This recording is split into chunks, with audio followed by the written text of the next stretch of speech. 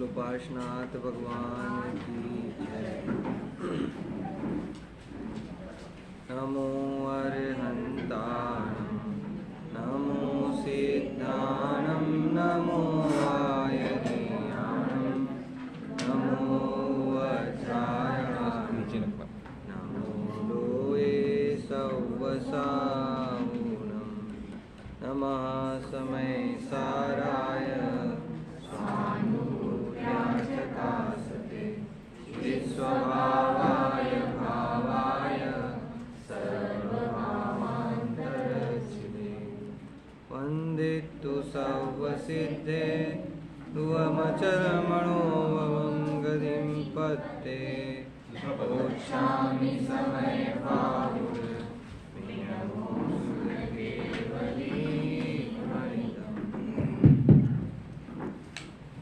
Hello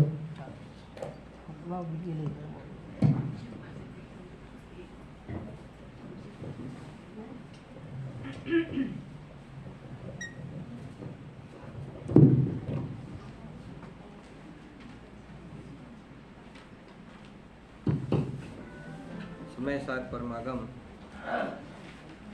उसकी विगत दिनों में चौथी और पांचवी गाथा पे अपन ने चर्चा प्रारंभ की। चौथी गाथा की चर्चा करते हुए कुंदकुंद आचार्य देव ने कहा कि श्लोक ने काम भोग बंधन की कथा तो अनेक बार सुनी, परिचय प्राप्त किया और उसका अनुभव किया, लेकिन एकत्व भक्त भगवान आत्मा का इसने परिचय प्राप्त नहीं किया। चौथी गाथा दो चार प्रश्न पूछ करके अपन चर्चा आगे बढ़ाते हैं। चौथी गाथा में कुंदकुंद आचार्य देव, अमृतचंद्र आचार्य देव ने बहुत सुंदर प्रेरणा भी दी।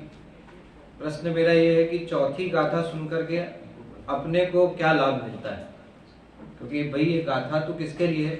आचार्य भगवंत ने तो लिखी है हमारे ऊपर करुणा करके। हमको आचार्य भगवंत के उपकार करुणा करके जो हमारे ऊपर परम उपकार किया है, तो हमको भी तो उस गाथा से अपना प्रयोजन सिद्ध करना पड़ेगा। तो क्या प्रयोजन सिद्ध होता है? चौथी गाथा से अपन अपना क्या प्रयोजन सिद्ध करें? बोलो, चौथी गाथा से क्या प्रयोजन सिद्ध होता है? हाँ बोलो।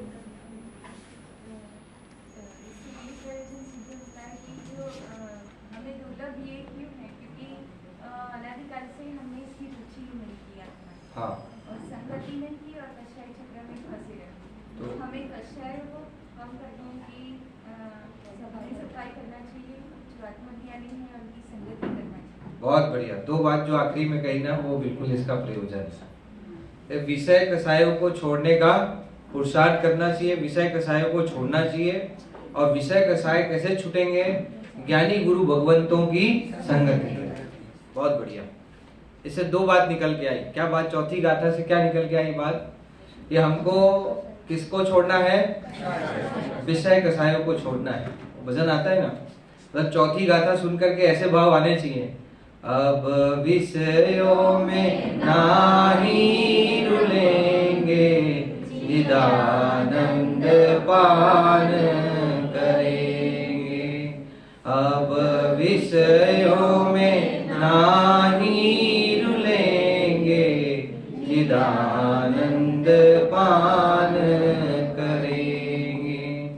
मैं नहीं पर का, पर नहीं मेरा, मैं नहीं पर का, पर नहीं मेरा, मैं नहीं पर का, पर नहीं मेरा, ज्ञायक भाव में ही मेरा बसेरा। मतलब अब विषयों में नहीं रमेंगे। ये चौथी गाथा प्रेरणा दे रही है कि भाई ठीक है, अनादिकाल से बहुत सुना, बहुत परिचय प्राप्त किया, लेकिन अब भगवान, अब कुंद आचार्य भगवंत जिस एकत्व भक्त भगवान आत्मा की कथा सुनाने जा रहे हैं, उसके लिए मैं तैयार हो गया हूँ। अब उसके लिए मैं क्या हो गया हूँ? तैयार। दो बातें, क्या प्रेरणा, क्या प्रयोजन निकला इसमें से? हाँ,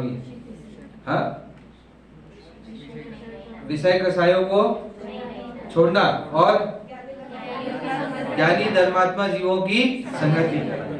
दो प्रेरणा। अंतिम में कहा था ना, चौथी गाथा में जो 3 पॉइंट बताए थे ना, कि भगवान आत्मा एकत्व विभक्त भगवान आत्मा सुलभ क्यों नहीं है। 3 पॉइंट बताए थे कल्पेश भाई, याद है ना, क्यों सुलभ नहीं है, बोलो। हाँ हाँ, वो तो याद रहेगा, सुना नहीं, ठीक। और 3 पॉइंट बताए थे, किसको ध्यान है इधर 3 पॉइंट? हाँ, एक मिनट, अभी इधर से बारी, अभी इधर एक प्रश्न इधर से हो गया ना, अब एक प्रश्न इधर से। 3 पॉइंट आए थे कि सुलभ क्यों नहीं है। अमृत चंद्र आचार्य देव भगवंत की टीका में 3 पॉइंट आए थे इसके लिए। क्या 3 पॉइंट आए थे बताओ मेरे को। हाँ, अपने शब्दों में बोल सकते हैं, कोई आप बिल्कुल उसके लिए आजाद हो, स्वतंत्र हो, आप अपनी भाषा में आप बोल सकते हो। विषय कषाय की तीव्रता, हाँ, विषय कषाय की तीव्रता स्वभाव के सम्मुख हुआ नहीं, इसलिए उसको दुर्लभ लगती है। हाँ, 3 बातें नहीं, हाँ 3 बार, हाँ बिल्कुल सही। ये तीसरा पॉइंट, मतलब सब मिलजुल करके एक बार तो पूरा आंसर दे देंगे। साधर्मी वात्सल्य तो एकदम। कसायों के चक्कर में ऐसा फंसा हुआ है, पहली बात, किसके चक्कर में फंसा हुआ है? कसाय के चक्कर में फंसा हुआ है, इसलिए भगवान आत्मा सुलभ नहीं हो पा रहा है। दूसरी बात क्या बताई अमृत चंद्र आचार्य देव ने? खुद तो आत्मा को जानने की फुर्सत है नहीं। तीसरी बात क्या बताई थी? कि जानने वाले जो ज्ञानी गुरु भगवंत हैं उनकी संगति करता नहीं। 3 पॉइंट लिए थे इसमें, ठीक है, ठीक है। अब तो पक्का हो गया सबको, है ना। प्रयोजन ध्यान रखना चौथी गाथा से। चौथी गाथा में आचार्य भगवंत ने सुलभ क्यों, दुर्लभ क्यों बताया, सुलभ क्यों नहीं है बतलाया, ये सारी चीजें बिल्कुल छोटे छोटे पॉइंट है, एकदम याद रह जाएंगे आपको। और काम भोग का क्या अर्थ बतलाया था, अब इधर से काम भोग का क्या अर्थ बतलाया था? हाँ बोलो भाई। 5 इंद्री का विषय। बंध का क्या अर्थ बताया? बंध कथा का मतलब काम भोग, और उसके बाद एक कथा कौन सी? बंध कथा। बंध कथा का क्या मतलब बताया इधर से? हाँ हाँ, कौन बता रहे? हाँ भैया बोलो। कर्म बंध। कर्म बंध में मतलब थोड़ा सा एक्सप्लेन करो, मतलब खाली इतना शॉर्टकट में काम नहीं चलेगा। हाँ, प्रकृति बंध कितने प्रकार के बताए? 4। कौन कौन से? प्रकृति बंध। हाँ, तो बोलना चालू करने की देरी है, साथ देने वाले तो सब मिल ही जाएंगे आपको, है ना। हाँ, 4 प्रकार के बंध, और उसके उदय से जो चतुर्गति परिभ्रमण, उसकी कथा तो इसने जीव ने सुनी, फिर भी समझना है कि नहीं है, उसकी कथा भी बहुत सुनने में आती है। कौन सा कर्म, कौन सा प्रकृति, कौन सा कितना स्थिति, कितना अनुभाग, उससे कौन सी गति मिली, ये भी सब बहुत सुना नहीं तो क्या नहीं सुना? एकत्व विभक्त। एकत्व विभक्त भगवान आत्मा का मतलब कौन बताएगा, उसका क्या अर्थ है? थोड़ा 1-2 एक्सप्लेन करके बताना उसको जरा, है ना। खाली ऐसा नहीं, मतलब वो शब्द का पर्यायवाची शब्द नहीं बताना है, एक्सप्लेन करके। हाँ, और कोई? सारे लोग सुन रहे हैं, एक हाथ अब धीरे धीरे उठेंगे, 1-2, फिर थोड़ा सोचने का समय देना पड़ता है ना। एकत्व विभक्त भगवान आत्मा का क्या मतलब बतलाया? हाँ अच्छा, एक मिनट, हाँ बोलो, एक। हाँ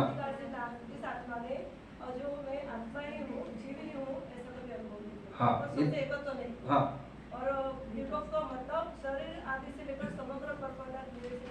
हाँ बहुत अच्छा, ठीक। और कोई? एकत्व विभक्त भगवान आत्मा का क्या मतलब है? यहाँ पर आचार्य बिल्कुल सही है कि स्व से एकत्व और पर से विभक्त है ना। तो स्व से एकत्व है, पर से विभक्त है, मतलब क्या? ये हाँ बोलो। हाँ, कल अपन ने लिया था ना एग्जाम्पल, बहुत सारा। हाँ, इतने सारे एग्जाम्पल लिए थे कि यहाँ पर एकत्व विभक्त भगवान आत्मा मतलब एकेंद्रीय आत्मा, द्वेंद्रीय आत्मा, त्रेंद्रीय आत्मा, चौरेंद्रीय आत्मा है, ज्ञानावर्णी कर्म के उदय वाली आत्मा, दर्शनावर्णी कर्म के उदय वाली आत्मा। ऐसा आत्मा, ऐसे आत्मा का वर्णन नहीं, पहले गुण स्थान वाली आत्मा, दूसरे गुण स्थान वाली आत्मा, तीसरे गुण स्थान वाली आत्मा, ऐसे एकत्व विभक्त, इसका नाम एकत्व विभक्त वाली आत्मा नहीं है। एकत्व विभक्त वाली आत्मा मतलब एक कर्मों का उदय होते हुए भी जो कर्मों से कैसा है, न्यारा है, भिन्न भगवान आत्मा है, उसकी चर्चा है यहाँ पर। जो 5 इंद्री होते हुए भी 5 इंद्री से कैसा है, न्यारा है, भिन्न है। ऐसे भगवान आत्मा की चर्चा यहाँ पर प्रारंभ कर रहे हैं। तो ये चौथी गाथा, और कल अपन ने 5वीं गाथा प्रारंभ की थी। 5वीं गाथा पढ़ता हूँ, फिर 5वीं गाथा की कल टीका अपन ने पढ़ी थी, उसके प्रश्न उत्तर फिर अपन पूछेंगे। 5वीं गाथा पढ़ते हैं अपन सभी साथ में। पेज नंबर इसमें 13 है, सामने आपके दिखाई भी दे रहा होगा स्क्रीन में, सभी पढ़े साथ में। तम एयत विहतम दाये हम अपणो सविहवेण जदि जाये जपमाणम चुके च चरम वेदवम दर्शाउए कविपतये आत्मा तनानि विभवति दर्शाउ तो करजो प्रमाण दोष प्रहस्कलनायनि। इस 5वीं गाथा में कुंद आचार्य देव क्या कहना चाहते हैं, बताओ। ये तो 5वीं गाथा का भाव, अर्थ और टीका कल अपन ने पढ़ी थी। 5वीं गाथा में कुंद आचार्य देव भगवत क्या कहना चाहते हैं, कौन बताएगा इधर से? 5वीं गाथा में क्या कहना चाहते हैं? हाँ, आत्मा मेरे अनुभव से बता रहा हूँ। हाँ, आप उसको प्रमाण करना, निश्चय करना, और इसमें कुछ दोष रह जाए तो आप दोष ग्रहण। हाँ, ये पूरा गाथा का अर्थ स्पष्ट बता दिया आपने। एक लाइन में यदि बोले तो क्या करना चाहते हैं कुंद आचार्य, इसमें क्या किया इन्होंने? हाँ, अच्छा, तो सीधी सी बात है। इसमें अब आचार्य भगवंत ने प्रतिज्ञा की कि मैं अपने निज वैभव से एकत्व वक्त भगवान आत्मा को दिखाऊंगा। क्या प्रतिज्ञा की? काय की प्रतिज्ञा की उन्होंने? कि मैं अपने निज वैभव से एकत्व भक्त भगवान आत्मा को क्या करूंगा? दिखलाने वाला हूं, ऐसी प्रतिज्ञा की है। एक पॉइंट, ठीक है, एक तो उनकी प्रतिज्ञा हुई, और हमारे लिए 2 टर्म एंड कंडीशन अप्लाई की है कि आप भी सुनने वाले 2 चीजों का ध्यान रखना। सुनने वाले भी कितने चीजों का ध्यान रखना? 2 चीजों का ध्यान रखना। कौन कौन सी 2 चीजों का ध्यान रखना? हाँ, कि 2 चीजों का ध्यान रखना। कि कौन सी 2 चीजों का ध्यान रखना? कि यदि मैं कहूं तो तुम उसको क्या करना? प्रमाण करना। एक तो हमारे लिए बात कही, भाई देखो, ऊपरी ऊपर सुनना मत, खाली सुनने मात्र से काम होने वाला नहीं है। हमारे लिए क्या कहा कुंद आचार्य देव ने? कि मैं कहूं तो तुम क्या करना? खाली तुम सुन लेना। हाँ, तो सुनने के साथ में क्या करना? मैं कहूं और तुम प्रमाण करो। तो मतलब है, जैसे वो आता है ना एक स्टोरी, एक बालक की, छोटे घर में बालक होता है ना, तो उसको माँ बार बार कहती है कि पानी लाना, पानी लाना, पानी लाना। तो वो जब पुत्र टीवी देखता रहता है अथवा मोबाइल में व्यस्त रहता है, तो मम्मी से कहते हैं हाँ, मम्मी से कहते हैं बार बार पानी लाना, तो फिर कहते हैं हाँ, फिर मम्मी कहती पानी लाना, तो कहता है हाँ, तो मम्मी कहती है कि सुना नहीं क्या? तो कहते हैं हाँ, सुना कि नहीं है? हाँ, तो भी क्या कहता है? हाँ। कहते सुना नहीं क्या? कहते हाँ। तो बोलो उस बालक ने सुना कि नहीं सुना? क्यों नहीं सुना? हाँ, क्यों? पानी लाए ही नहीं ना, नहीं, वो बैठे बैठे केवल वहां से क्या कर रहा है? हाँ हाँ हाँ, सुन लिया। अरे सुनना कब कहलाएगा? कि जब वो पानी लेकर के आएगा। ऐसे ही कुंद आचार्य देव कह रहे हैं कि भैया मैं निज वैभव से दिखाऊंगा। मैं कहां से दिखाऊंगा? मैं अपने निज वैभव से दिखाऊंगा। अब तुमको उसको प्रमाण करना है। तुमको क्या करना है? उसको प्रमाण, मतलब तुमको अपने निज में देखना है। तुमको कहाँ करना है? अपने निज में देखना है। इसका नाम है प्रमाण करना। तुमको उसका वेदन करना है, तुमको उसका अनुभव करना है, इसका नाम है प्रमाण करना। यमदीप चंद्र आचार्य देव की टीका में अपन ने देखा था, अभी पीपीटी के माध्यम से उसको विशेष अपन समझेंगे। 2 बातें ध्यान में, 2 बातें हमारे लिए कही। एक बात तो ये कही, दूसरी बात क्या कही? दूसरी बात क्या कही? कि यदि कहीं चूक जाऊं तो क्या ग्रहण नहीं करना? छल ग्रहण नहीं करना। मतलब ये भी हमारे कुंद आचार्य देव को ये भी आभास था कि भाई इस भगवान आत्मा की बात सुन करके कोई स्वच्छंदी ना हो जाए, कोई पदभ्रष्ट ना हो जाए, कोई अक्षर मात्रा भाषा के चक्कर में पड़ करके गलत रास्ते पर ना चला जाए, इसलिए पहले ही सावधान कर दिया। पहले क्या कर दिया? सावधान कर दिया। क्या सावधान कर दिया? अपने लिए दो बातें। पहली बात क्या कही? प्रमाण करना। दूसरी बात क्या कही? छल ग्रहण नहीं करना। सावधान कर दिया। अरे उसके बीच बीच में फिर और सावधान किया। ऐसा नहीं कि यहाँ पर सावधान किया। यहाँ तो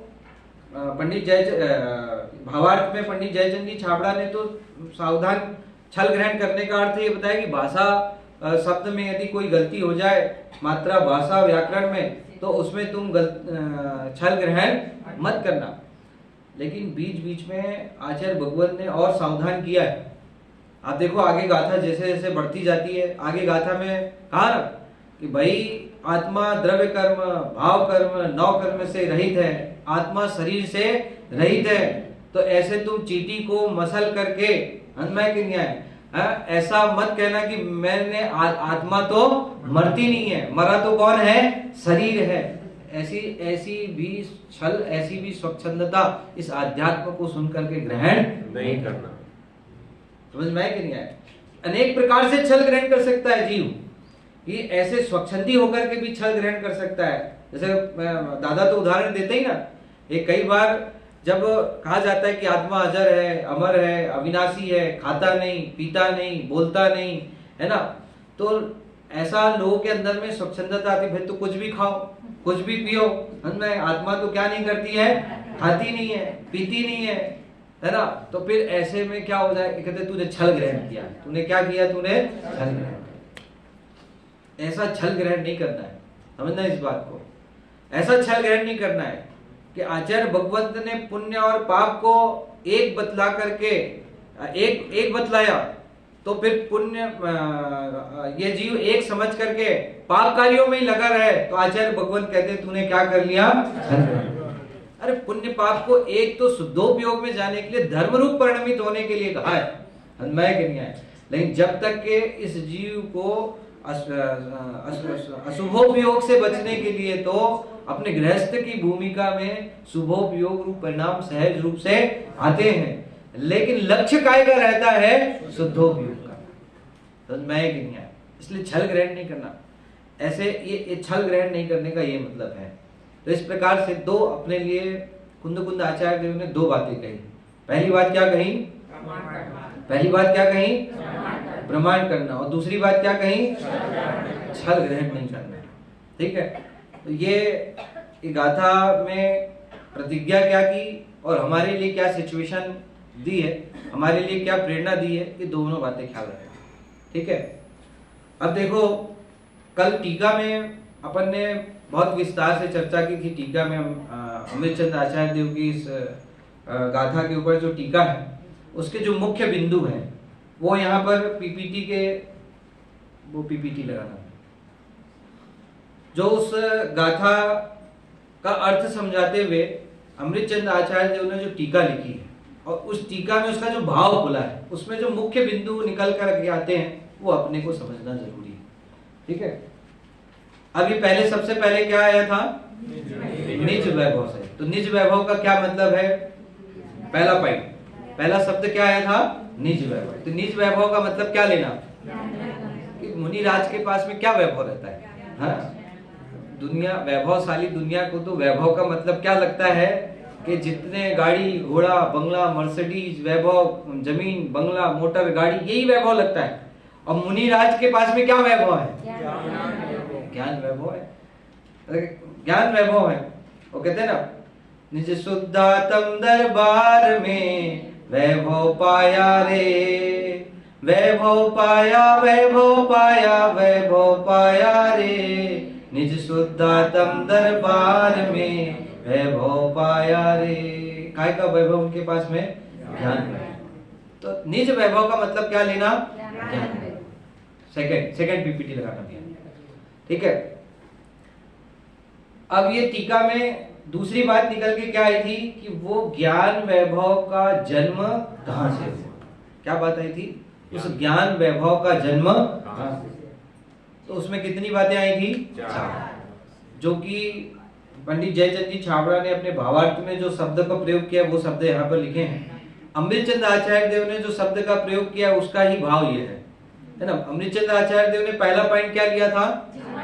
जिनवाणी माँ की उपासना, ऐसा शब्द लिया था। शब्द ब्रह्म की उपासना, शब्द ब्रह्म अर्हत के प्रवचन का की उपासना, ऐसा शब्द लिया था वहां पर। ठीक है, तो पहला उसकी जगह पंडित जयचंद जी छाबड़ा ने कौन सा शब्द प्रयुक्त किया? आगम का सेवन। दोनों एक ही बात है, दोनों कैसी बात है? एक ही बात है। आगम का सेवन कहो चाहे जिनवाणी माँ की उपासना कहो। ठीक, निज वैभव ज्ञान वैभव का जन्म कहां से हो रहा है? सबसे पहले में पहले यदि ज्ञान वैभव का जन्म होता है तो उसमें सबसे पहले उपकारी कोई चीज है तो वो कौन है? इसलिए तो माँ की उपमा दी ना, इसलिए उसको गाय की उपमा दी है, माँ की उपमा दी है, क्योंकि जिनवाणी माँ से ही काय का जन्म हुआ? ज्ञान वैभव निज वैभव का जन्म हुआ है। इसलिए तो गुरुदेव बारंबार स्वाध्याय करने की प्रेरणा देते थे। बारंबार से बेच 4 कलाक तो स्वाध्याय हो जोइए, 2-4 घंटा तो स्वाध्याय होना ही चाहिए, ऐसा बारंबार बारंबार बारंबार जो प्रेरणा देते थे ना। क्यों देते थे? क्योंकि बिना स्वाध्याय के, बिना जिनवाणी की उपासना के क्या नहीं हो सकता? कि निज वैभव का जन्म हो सकता नहीं।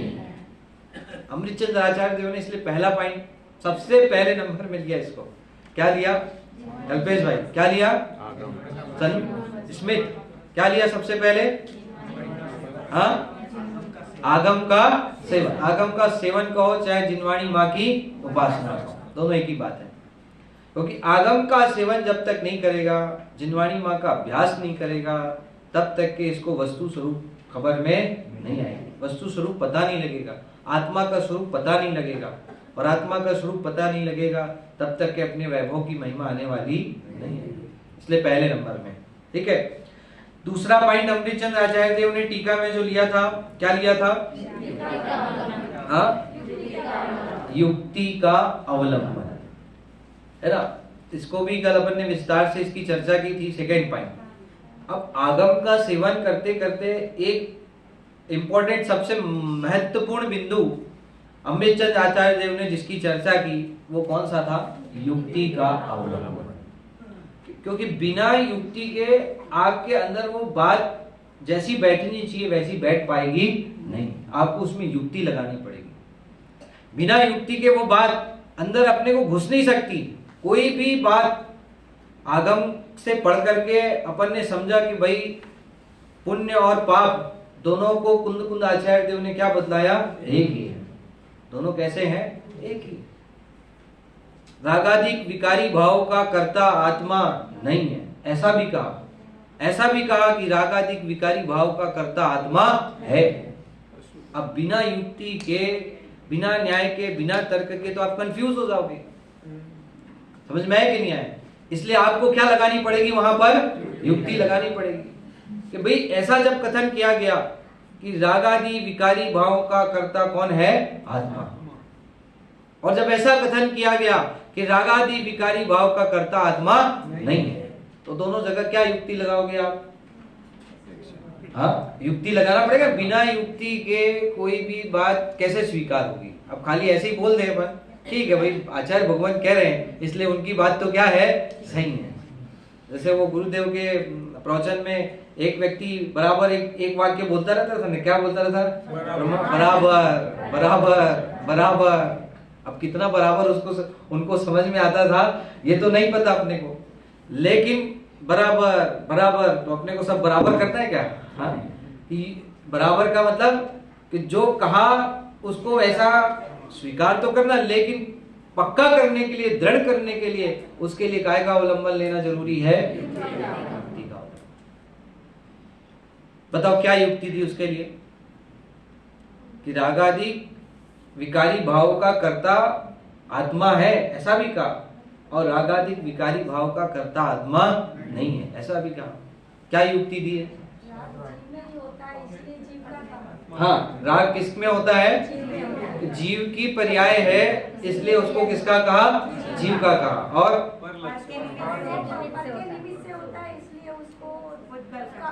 उद्गल कर्म के निमित्त से होता है, इसलिए उसको क्या कहा?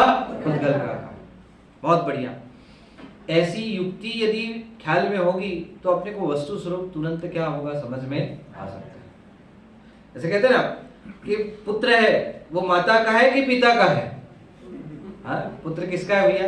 कि माता का है कि पिता का है? हाँ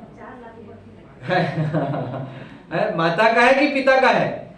तो कहते हैं कि माता के उदर से उत्पन्न हुआ है, इसलिए किसका है वो? माता का है। है कि नहीं है? लेकिन बिना पिता के निमित्त से वो पैदा हो सकता है कि नहीं हो सकता? नहीं हो सकता। इसलिए जब स्कूल में दाखिला कराना होगा, नाम उसके आगे लिखाना होगा किसी का, तो किसका नाम लिखाया जाएगा? पुत्र के आगे पिता का। तो किसका हो गया वो? पिता का। ये युक्ति अपेक्षा अपने को ख्याल में होगी तो अपने को अपने वैभव का आनंद आएगा। अपने वैभव का क्या आएगा? आनंद आएगा। जिनवाणी का सेवन करने में मजा आएगा, जिनवाणी का सेवन करने में आनंद आएगा। अपने जिनवाणी माँ की उपासना करने में क्या आएगा? आनंद आएगा। नहीं तो फिर तो बात समझ में नहीं आएगी। तो फिर तो कहते हैं ना वो वैसे ही होगा, शिकारी आएगा जाल फैलाएगा और जाल में मत फंसना। और तोता को शिकारी पकड़ कर ले जाता है तो भी तोता क्या बोलता रहता है? शिकारी आएगा जाल फैलाएगा और जाल में मत फंसना। ऐसी हालत नहीं होनी चाहिए, है ना? ऐसी बहुत सारे कथन है समय सार के अंदर में। एक कहा कहीं पर कहा कि पर्याय का कर्ता कौन? द्रव्य है। पर्याय का कर्ता कौन? कि पर्याय है।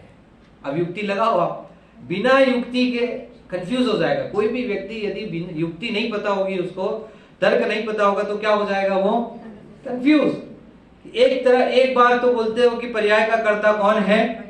कि द्रव्य है। और फिर कहीं पर कहते हो कि पर्याय का कर्ता कौन है? कंफ्यूजन है कि नहीं? अरे कंफ्यूजन ही कंफ्यूजन है सॉल्यूशन का पता नहीं। कंफ्यूजन ही कंफ्यूजन है। यदि युक्ति नहीं पता होगी तो कंफ्यूजन है, और युक्ति पता होगी तो कोई कंफ्यूजन नहीं है। बोलो क्या युक्ति है इसके लिए? अतुल भाई क्या युक्ति है? अतुल भाई के दिमाग में तो अभी क्या है? आयोजन कैसे निर्विघ्न समाप्त हो, ये चलना चाहिए। क्यों? अभी तो यहाँ है। ठीक है, क्या युक्ति है भैया? क्या नाम है आपका? जिग्नेश भैया क्या युक्ति आचार्य भगवान ने दोनों के लिए क्या युक्ति बदलाई है? क्या अपेक्षा बदलाई है? क्या समाधान दिया है? ख्याल में आना चाहिए। थोड़ा ऐसा है कि युक्ति का अवलंबन कैसे लेना, मैं इसका थोड़ा एग्जांपल दे रहा हूं कि आपको समझ में तो आए कि युक्ति का अवलंबन मतलब क्या। आगम का सेवन, और दूसरे नंबर में क्या कहा? और सारे युक्ति का अवलंबन लेकर के आचार्य कुंद अमृत चंद्र देव ने हर बात को समझाया है, उदाहरण दे करके। आप देखो हर टीका में उदाहरण है, कोई ना कोई उदाहरण है। बहुत अभी 6वीं गाथा आएगी, उसमें भी उदाहरण दिया है। उसमें आत्मा शुद्ध है, तो आत्मा शुद्ध है तो क्यों शुद्ध है, ये इसके लिए कितने उदाहरण दिए, है ना? हर गाथा में, हर टीका में आप देखो उदाहरण से, युक्ति से, जिस प्रकार भी इस जीव को समझ में आए समझाने का प्रयास किया है। और पहले तो स्वयं समझे, वो युक्ति का अवलंबन लेकर के स्वयं समझे। हाँ, अभी आप तो कल भी जवाब दिए थे, और कोई नए व्यक्ति जवाब दे तो थोड़ा सा आनंद आएगा, क्योंकि ये चर्चा तो रोज चल रही ना।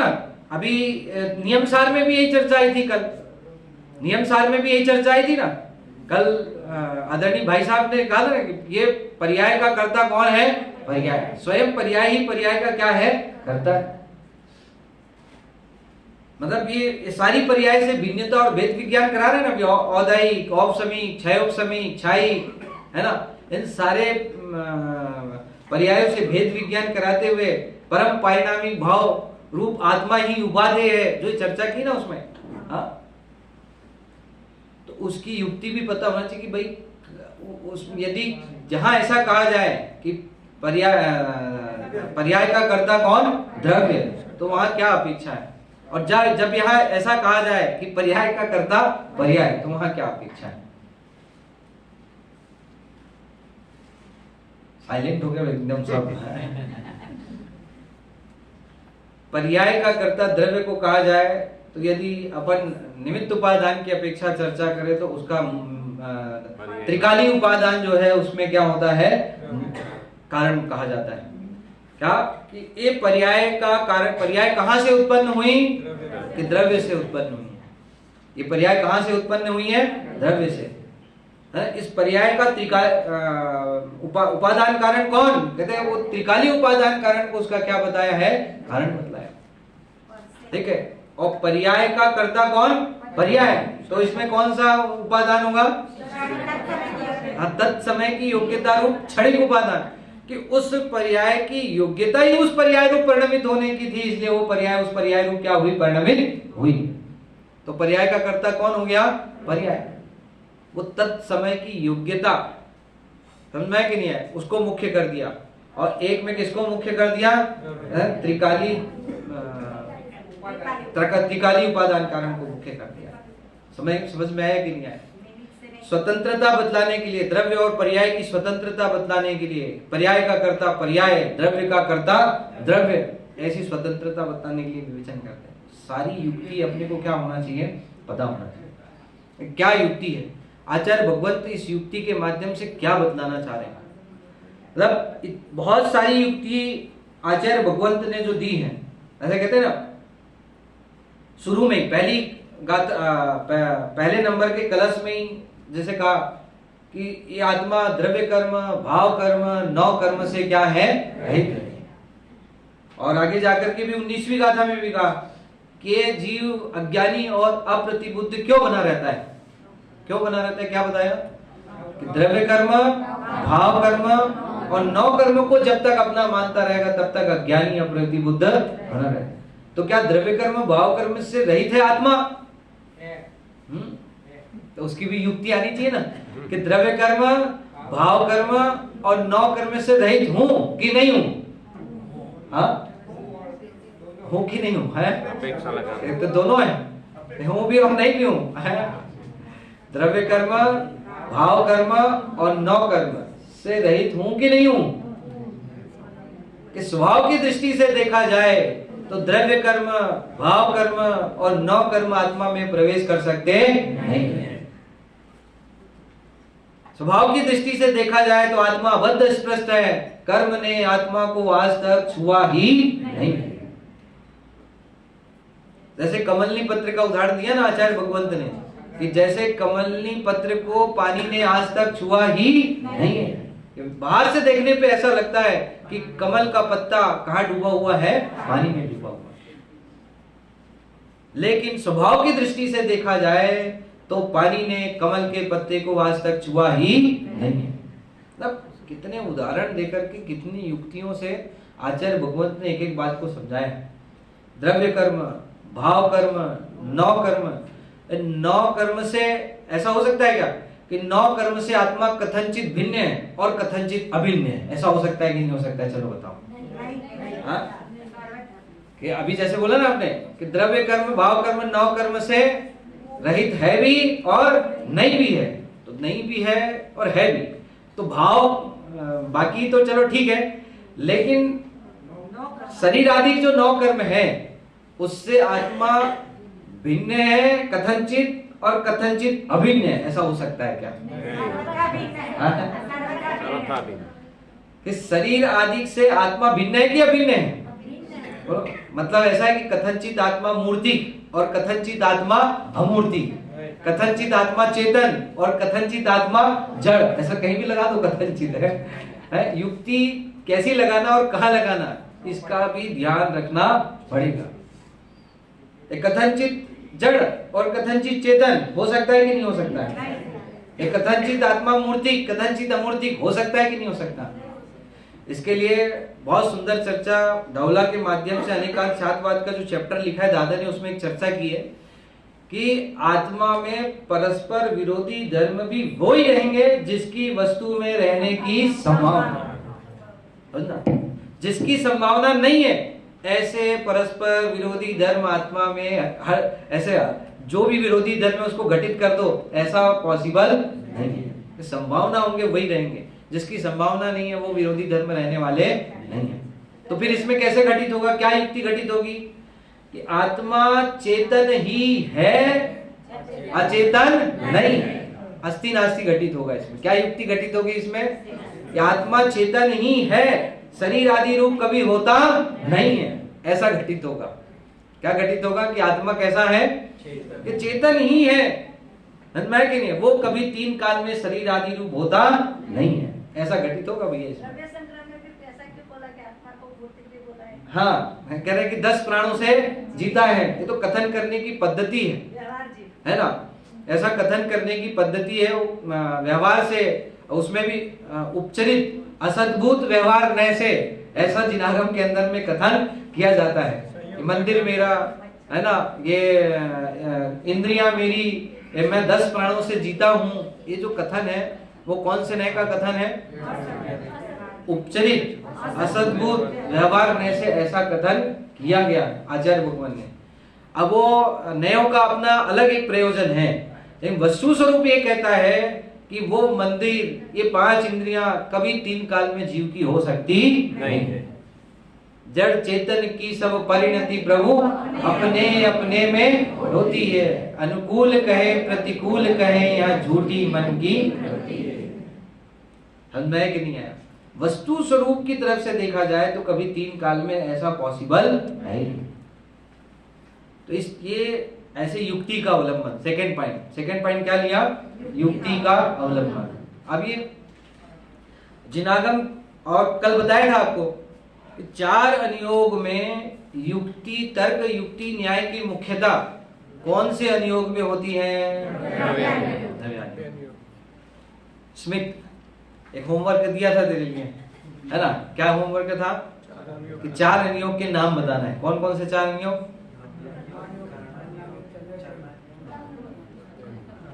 अरे बोलने दो उसको भाई। हाँ,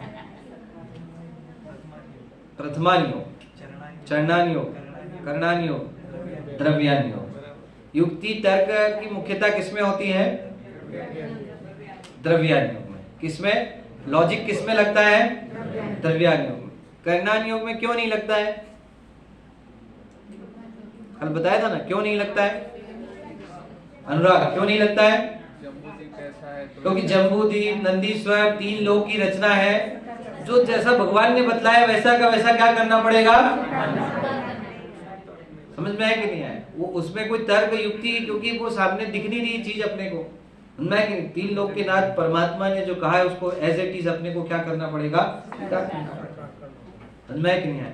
तो उसमें कोई युक्ति, प्रथमानुयोग है, प्रथमानुयोग में ज्यादा युक्ति तर्क लगेगा कि नहीं लगेगा? क्यों नहीं लगेगा? जो महापुरुष हुए हैं, है कि नहीं है, उन महापुरुषों का जन्म कहाँ हुआ, इसमें क्या युक्ति लगाओगे? वो मोक्ष कहाँ से गए, इसमें क्या युक्ति लगाओगे? कि उनकी हाइट 500 धनुष थी, इसमें क्या युक्ति लगाओगे? आज जैसे अजितनाथ भगवान का है ना, कितने धनुष का की उनकी 450, क्या युक्ति लगाओगे अब इसमें? नहीं साहब, ऐसे कैसे हो सकता है? इतने बड़े कोई हो सकते हैं क्या? भाई आप नहीं हो इतने बड़े, अलग बात है, आप ये मत सोचो कि वो नहीं हो सकते हैं।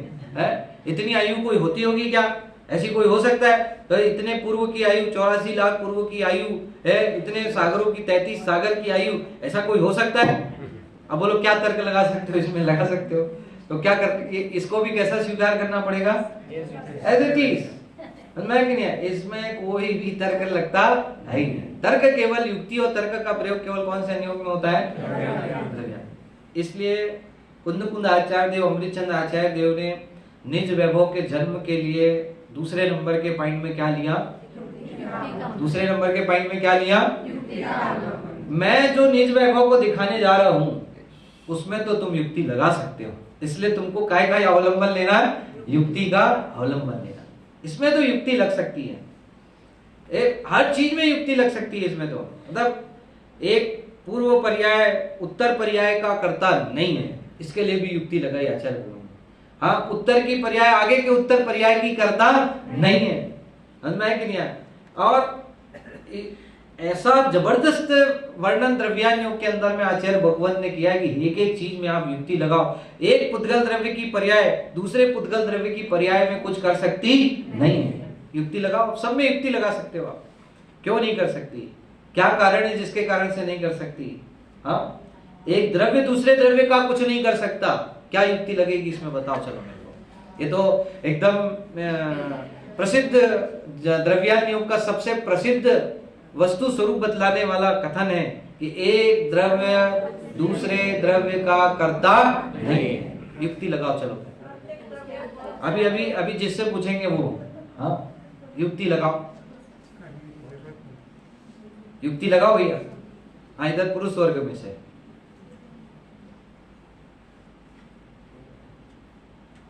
अपन ने पढ़ा था ना तीसरी गाथा की टीका में, एक द्रव्य दूसरे द्रव्य क्या कह सकते हैं, चुम्बन नहीं करता है, आलिंगन नहीं करता। तीसरी गाथा की टीका में पिछले साल, एक द्रव्य दूसरे द्रव्य का क्या नहीं करता, चुम्बन नहीं करता, आलिंगन नहीं करता। एक क्षेत्र में रहते हैं फिर भी कैसे हैं, भिन्न भिन्न है द्रव्य से। देखा था ना, बताओ चलो, अब तो इतना हिंट देने के बाद तो आप बता ही सकते हो। हाँ अरे इसके लिए बहुत सारी युक्तियां दी, एक आधी युक्ति दे के बताओ। और आज का तो आज रात में कार्यक्रम ही अपन ने रखा है, सांस्कृतिक कार्यक्रम, ताकि और आपको क्लियर हो जाए। रात का कार्यक्रम क्या है आज अपना, युक्ति का अवलंबन। कल था अपना आगम का सेवन, और आज का कार्यक्रम है अपना युक्ति का अवलंबन। हाँ, एक द्रव्य दूसरे द्रव्य का कर्ता नहीं है। इतनी सारी युक्तियां जिनागम के अंदर में, तो एक आध दो लगाओ भैया। पंडित जी ऐसे याद नहीं आती है ना, ऐसे याद नहीं आती है। आप बताओगे तो याद आ जाएगी। आप बताओगे तो याद आ जाएगी। अरे निर्णय तो आपको करना है भाई, है? देखो क्या गजब है, देखो आप कैसे चिंतन करोगे, कैसे ध्यान लगाओगे, कैसे वस्तु स्वरूप का निर्णय करोगे, कैसे भेद विज्ञान करोगे। आपके पास तो मटेरियल ही नहीं है भाई, है? मटेरियल तो इकट्ठा करो पहले। बिना मटेरियल के आप उसका चिंतन, उसका, इसलिए पहले आगम का सेवन, फिर उसके बाद दूसरे नंबर में युक्ति का अवलंबन, दो, और थर्ड स्टेप भैया आप तीसरे बार अब उसका घोटन करने के लिए, उसको क्लियरिटी के लिए और उसको आनंद लेने के लिए जो गुरु भगवंत हैं, इसके लिए परम पर अपर गुरु का उपदेश तीसरे पॉइंट में लिया। मतलब उसको, उसी चीज को आगम से भी ग्रहण करो, युक्ति से भी ग्रहण करो, फिर उसके बाद में गुरु के उपदेश से भी ग्रहण करो। जब इतना बारंबार बारंबार बारंबार बारंबार आप उस वस्तु स्वरूप की बात सुनोगे, तब जाकर के आपको क्या होगा, चौथे नंबर पे, चौथे नंबर में क्या लिखा, स्टेप है। ये तो खुद के लिए बोल रहे अमृतचंद्र आचार्य देव, ऐसे निज वैभव का जन्म होगा। अब तक तो याद आ गया होगा, अब नहीं आया याद? हाँ बोलो। बिल्कुल सही जवाब है ना।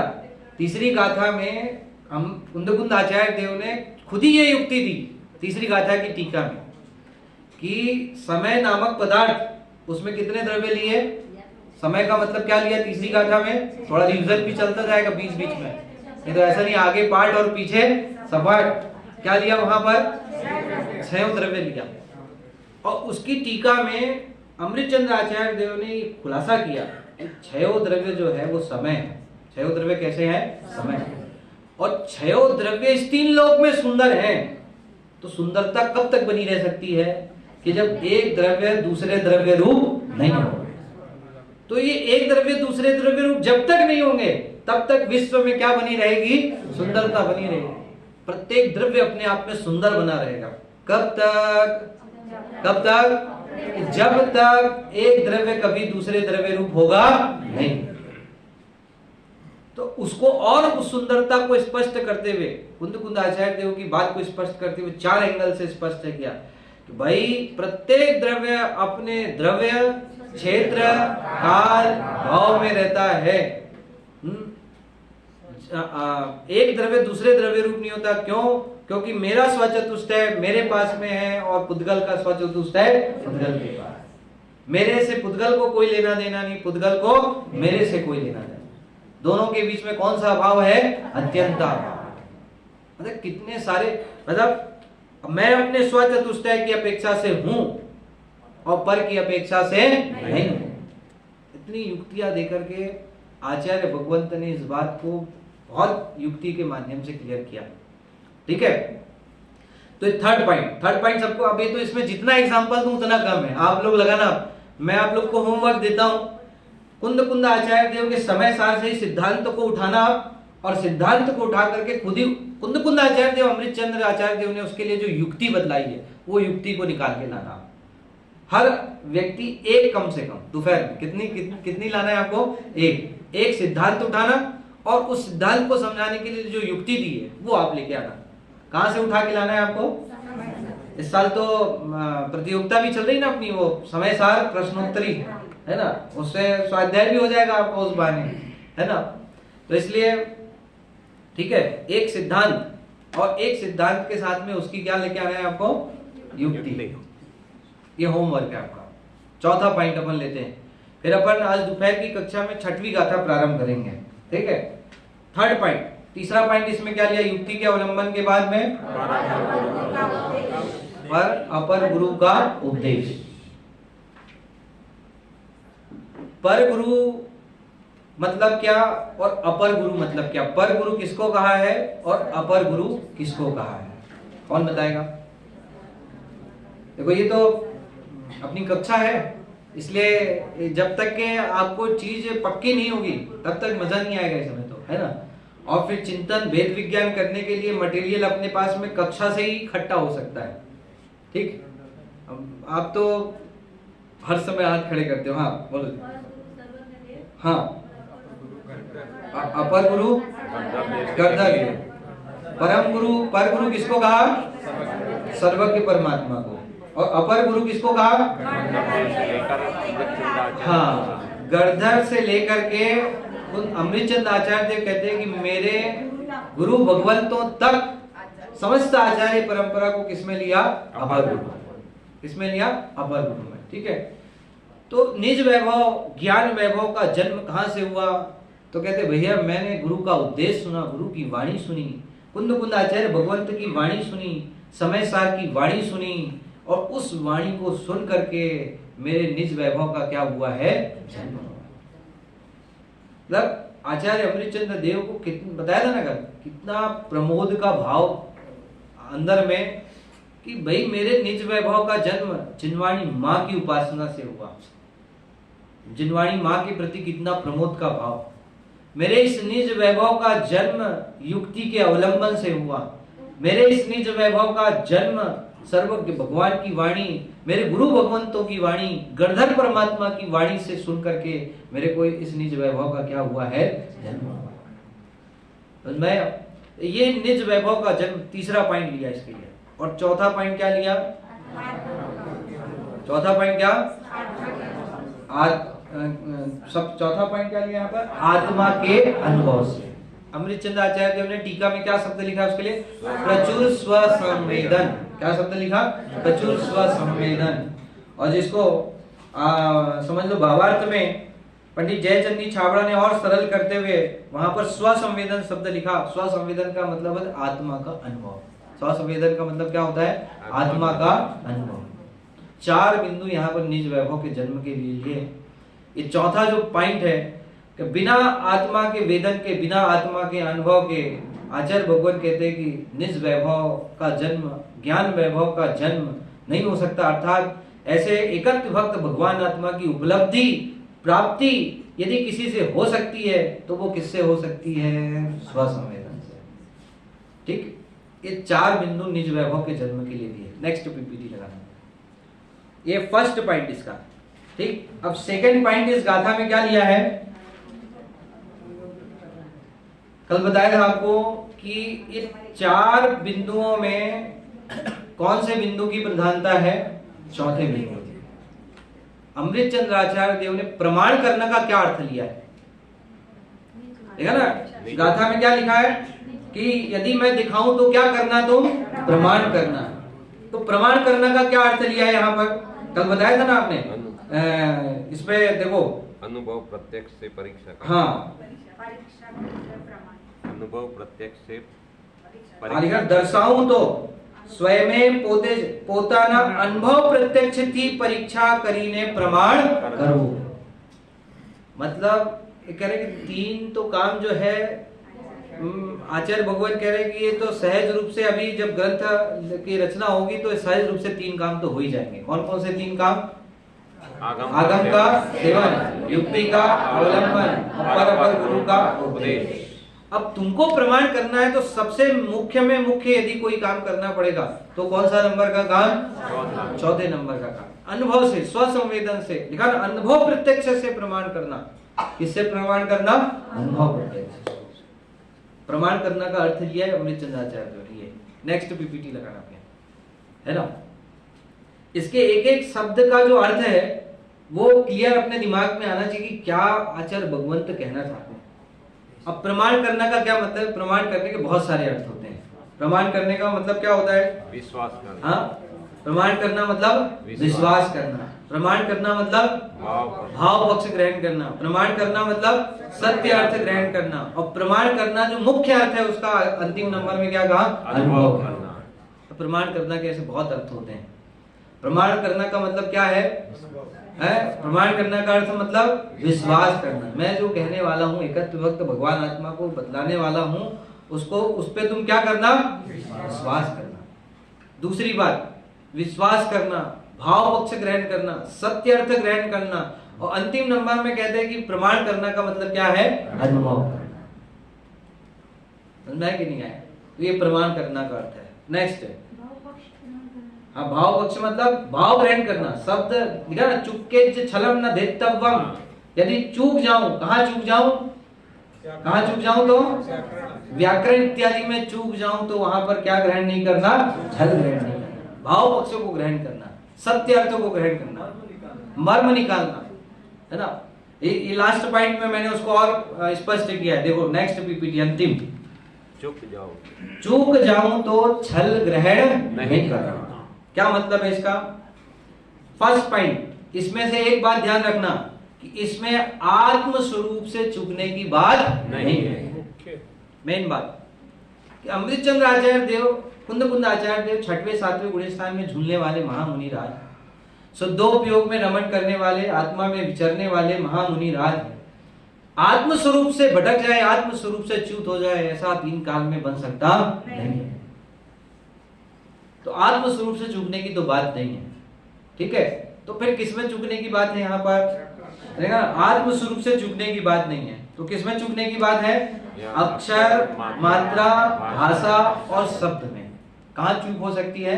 अक्षर, मात्रा, भाषा और शब्द में चूकने की बात हो सकती है। तीसरी बात, ये कम जरूरी नहीं है कि चूक होएगी होएगी, ये जरूरी नहीं है कि गलती होगी होगी, गलती होने की संभावना है, जरूरी नहीं है कि गलती होगी। तीसरा पॉइंट, ये जो चूक जाऊं तो छल ग्रहण नहीं करना, इसके ये 4 पॉइंट आप ध्यान रखना तो आपको ये विषय वस्तु बिल्कुल ख्याल में आ जाएगी। पहला पॉइंट क्या बोला? आत्मस्वरूप से चूकने की बात नहीं। आत्मस्वरूप से चूकने की बात नहीं है। दूसरा पॉइंट क्या लेना है इसमें? अक्षर, मात्रा, भाषा, शब्द से चूकने की बात है। और तीसरी बात क्या याद रखना? उसमें भी गलती होने की संभावना है, ये जरूरी नहीं है कि गलती होगी। भाषा शब्द की भी गलती होगी, ये जरूरी नहीं है। लेकिन फिर भी कुंद आचार्य चलो ठीक है, थोड़ी बहुत कोई भाषा मात्रा की गलती हो जाए तो उसमें क्या ग्रहण नहीं करना? छल ग्रहण नहीं करना। चौथी बात इसमें क्या लिखा? चूक हो गई तो क्या करना? भाव समझने का अभिप्राय रखना, टांग खींचने का अभिप्राय नहीं रखना, गलती निकालने का अभिप्राय नहीं रखना। समझ में कि नहीं आया? नहीं तो जो निज वैभव, आत्मानुभव, प्रचुर संवेदन, एकत्व भक्त भगवान आत्मा जिस वैभव को दिखलाना चाह रहे हैं आचार्य भगवंत, वो वैभव की प्राप्ति हमको हो पाएगी नहीं। तो ऐसे ये इस गाथा से अमृतचंद्र आचार्य देव, पंडित जयचंद जी छाबड़ा ने जो इस गाथा का अर्थ खोला है उसको संक्षिप्त में सरलीकरण करते हुए पॉइंट टू पॉइंट यहाँ पर अपन ने पीपीटी के माध्यम से जो देखा है, इतना विषय तो आपके ध्यान में रह सकता है कि नहीं रह सकता है? अरे बोलो पक्का? तो दोपहर में परीक्षा हो ही जाएगी अपनी सबकी, है ना। तो दोपहर में ये जो गाथा के जो शब्द है उन शब्दों का क्या अर्थ अमृतचंद्र आचार्य देव जयचंद जी छाबड़ा ने किया है उसको सारांश के रूप में अपन ने पीपीटी में यहाँ पर देखा। तो वो आपको थोड़ा सा पढ़ करके आना है, वो प्रश्न पूछेंगे।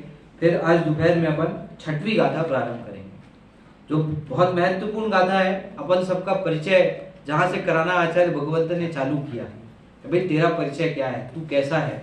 ये परिचय आज 6वीं गाथा से प्रारंभ हुई है, तो वो दोपहर की कक्षा में अपन लेंगे। ओम नमः शिवाय।